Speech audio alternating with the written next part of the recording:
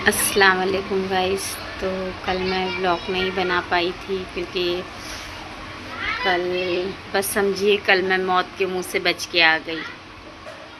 कल एक्चुअली ऐसा हुआ कि मैं गई पानी का मोटर लगाने नहा के और मुझे करंट लग गया और इतना इतना इतना ज़्यादा ख़तरनाक था कि मैं उसमें 1 मिनट तक चिपकी रही और कोई भी वहाँ पे नहीं था क्योंकि दोपहर के टाइम हर चाली में सन्नाटा होता है।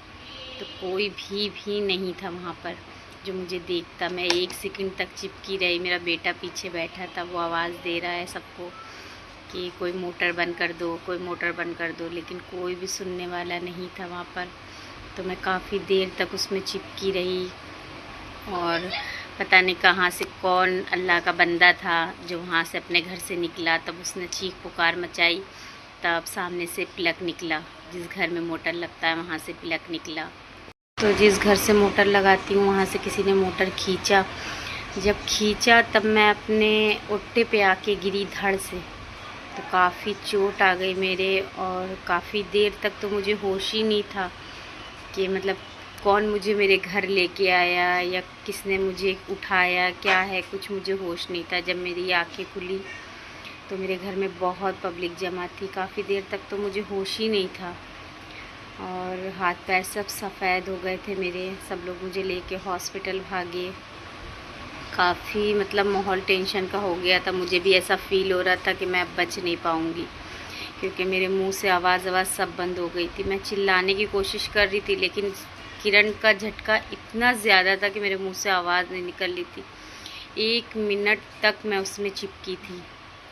1 मिनट के बाद मैं उससे जब गिरी हूँ तब मुझे होश नहीं था कि मैं कहाँ हूँ और काफ़ी बुरी कंडीशन हो गई थी। मेरी पूरी बॉडी वाइट हो गई थी, कुछ भी मुझे होश नहीं था। तुरंत मेरे बेटे ने मेरे हस्बैंड को कॉल किया, वो काम पे से भागते हुए आए। मेरी बहन को कॉल किया, वो भागते हुए आए। जब वो लोग आए हैं तब मुझे बिल्कुल भी होश नहीं था। तब चाली वाले पूरे जमा थे मेरे घर में। काफ़ी टेंशन का माहौल था। शायद पे मैं आज ज़िंदा हूँ तो क्या पता किसकी मैंने नेकी की थी जो मेरी नेकी काम आ गई तो मैं आज बैठी हूँ, वरना आज मैं मुल्क में होती और शायद पे मेरे आगे पीछे सब रो रहे होते। बहुत ही ख़तरनाक वो था करंट का झटका। मुझे लाइफ में कभी भी ऐसा करंट लगा नहीं। मुझे करंट ने बिल्कुल पकड़ लिया था, जकड़ लिया था और मेरे मुंह से आवाज़ नहीं निकल रही थी उस टाइम। बस उस टाइम यही चल रहा था कि अगर मुझे कुछ हो गया तो मेरे बाद मेरे बच्चों का क्या होगा, क्योंकि माँ बच्चों को संभाल सकती है, बाकी कोई नहीं। तो बस माँ ही अपने बच्चों को संभाल सकती है। बस मुझे अपने बच्चों का ध्यान था उस टाइम भी। मुझे सिर्फ मेरे बच्चों का ध्यान था कि मुझे कुछ हो गया मेरे बच्चों का क्या होगा। बस मेरी आंखें बंद हो रही थी तो मैं यही सोच रही थी कि मेरे बच्चों का क्या होगा।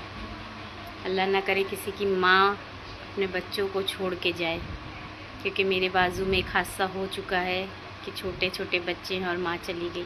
तो उन बच्चों का हाल बहुत ही बुरा है। तो मैं नहीं चाहती कि मेरे बच्चों का भी वैसा ही हो।